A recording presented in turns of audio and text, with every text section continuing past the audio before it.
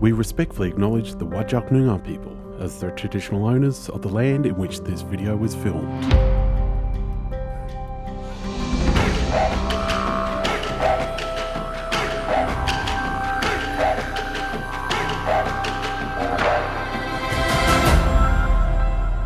Hi, I'm Crystal Kinsella. I'm a proud Jawoyn and Wiradjuri woman, a supply diversity expert and published author. Welcome to Meet the Mob, a YouTube series dedicated to showcasing Black excellence in business.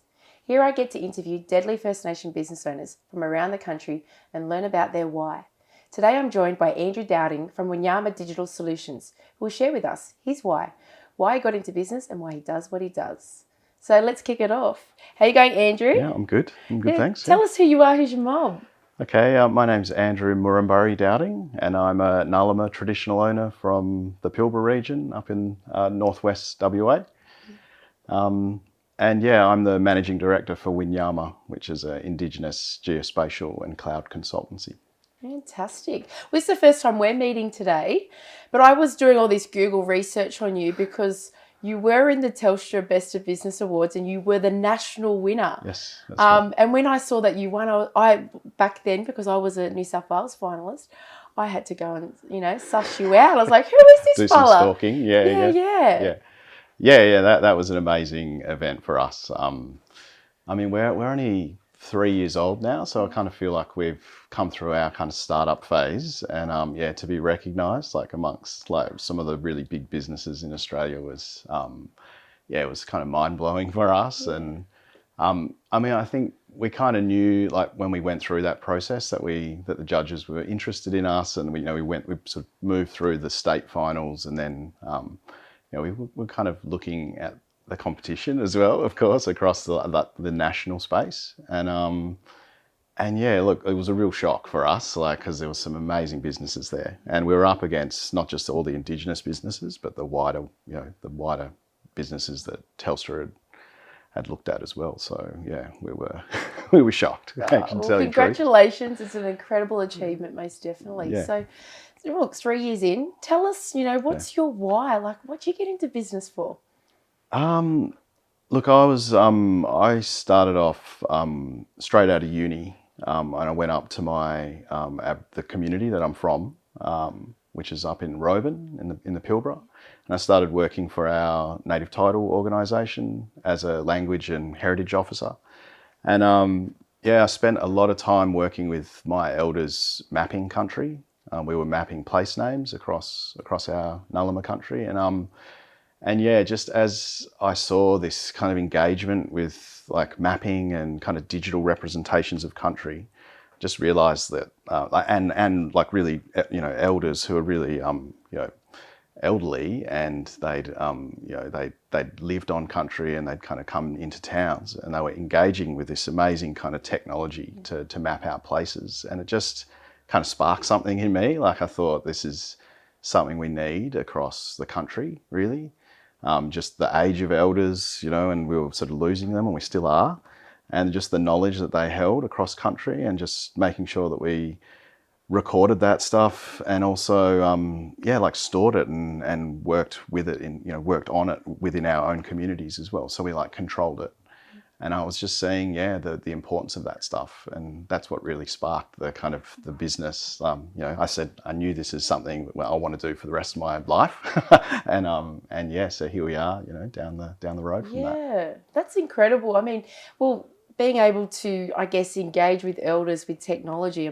Some of what the technology you're probably using be so foreign to them, such a different world, but bringing, history in the past and story together with the future. Yeah, what's really surprising is it's the I never had to explain the technology a huge amount to elders, just using really simple software like Google Earth, which is really commonly used, or Google Maps.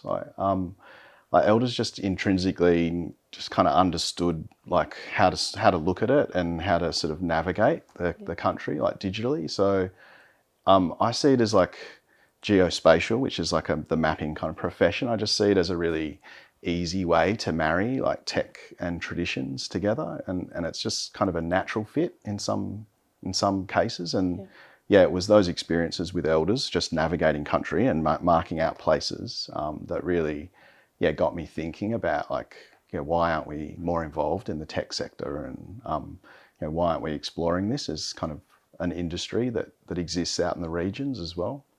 So, What's the connectivity like out in those regions? Because well, I can imagine yeah, that's pretty hard in the bush. it is, yeah. I mean, Roebourne's like off the, not off the grid, but like we've got the mining sector in our region, so the infrastructure's not too bad. But yeah, in remote communities, it's terrible. Like, you know, 4G, people would struggle to get 4G in some places, which is what you kind of need to run those sort of systems. But surprisingly, in the last couple of years, like infrastructure is starting to get a lot better with like things like Starlink, which are like, you know, satellite in broadband is getting a lot cheaper and it's getting a lot more accessible. And so we're seeing now all of a sudden like a change in that, you know, in that environment. People want to understand more about cloud computing, or they want to understand more about the software that they could use to maintain traditions and culture. So yeah, there is a bit of a change happening like since when I was, you know, doing my work up after uni. I can imagine. So what else does Winyama do? I've seen you're doing some workshops in community, young people involved. Yeah, so we have quite a hard, you know, consultancy space, like which is a Indigenous geospatial and cloud consultancy, and we do a lot of work for like public and private sector clients. But yeah, the stuff that gets us up every day in the morning is our Indigenous mapping workshops that we deliver, and those are really about teaching Indigenous community people mapping techniques or mapping technologies that they might use to protect country or to manage country. And so we run 6 regional events around Australia. And then we run a big national workshop as well, and we bring in partners from the tech sector like Google and Amazon, and a range of like NASA as well. We had this year at our conferences, so we bring in a whole lot of kind of mapping technology leaders, and yeah, we network them with Mob so that people can understand how to use those kind of technologies in their own communities. Well, that's fantastic. So what does the future hold for Winyama? Like, you know, 3 years in this journey, like what's the legacy piece?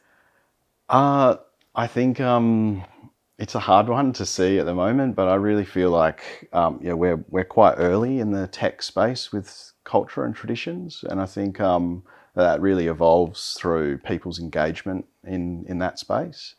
And that's where I see our legacy being, like bringing mob and communities to technology and kind of just demystifying it a little bit and kind of making it a little bit more accessible to people who really need that capability lift, and they're really hungry for kind of skills in the tech sector. And so, yeah, I kind of feel like where Winyama's functioned as a bit of a tech incubator for Indigenous people who we employ, but also like we're trying to kind of spread that through the communities that we work with, and yeah, well, I'd love to look back in a few years and think that we helped spark some of that technology, some of the capability lift that we'll see into the future that people need when they're engaging with tech. Yeah, because there's such a real lack of young Indigenous kids going into sort of STEM careers or tech careers. So yeah, if there's a feeder ground that you can provide, but I think it's also about them being able to see what's possible or what particular types of careers or pathways are available to them. Yeah, I don't think like geospatial or cloud is ever like people don't necessarily aspire to be a cloud solution architect when you're from the regions or the bush. But what I would say is that there is a really flourishing tech economy out there in the bush, like Indigenous rangers, like even native title organisations and kind of people who manage heritage, like they're all working in software and kind of mapping systems. Like some of them are, people are flying drones. There's a whole range of technology that's out there, and it's almost like us kind of trying to connect the dots between like there's actually a tech sector in your in your community, and like we're a kind of skills builder to try and get that to for people to understand that that's actually a viable career even out in the community. So so yeah, I think it's just really about like raising awareness that there are tech careers out there, and people might already be amongst them. They just don't kind of quite know yet.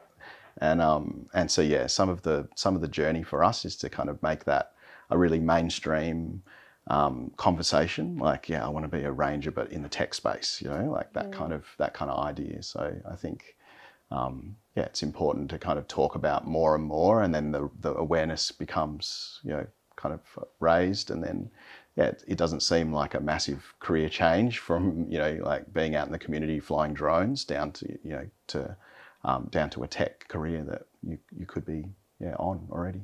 Yeah, I feel like we've got to find a way to get some of those case studies or those stories out there, because even for myself, like, I hadn't heard of this geospatial mapping at all before. Like, I was like, oh, what is this stuff?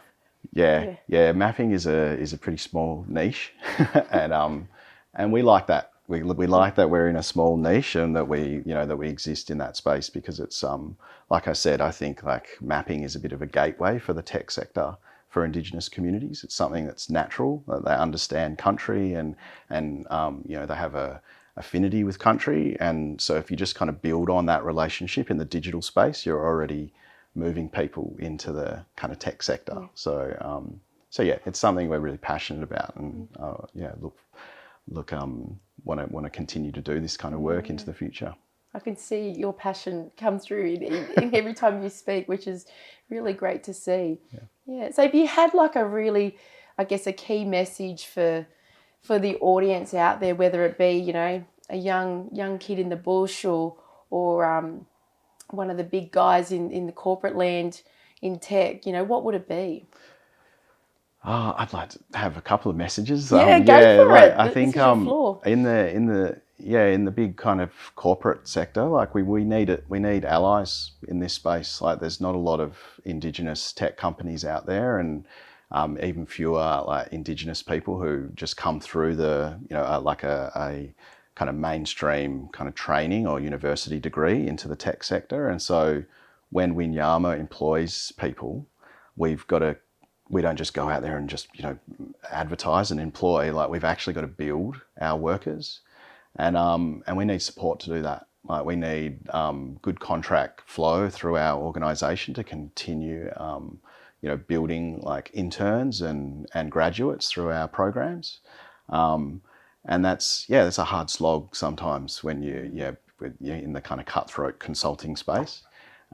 So yeah, we really need like those allies to think that through and think long term about the projects that we're kind of and the internships that we run.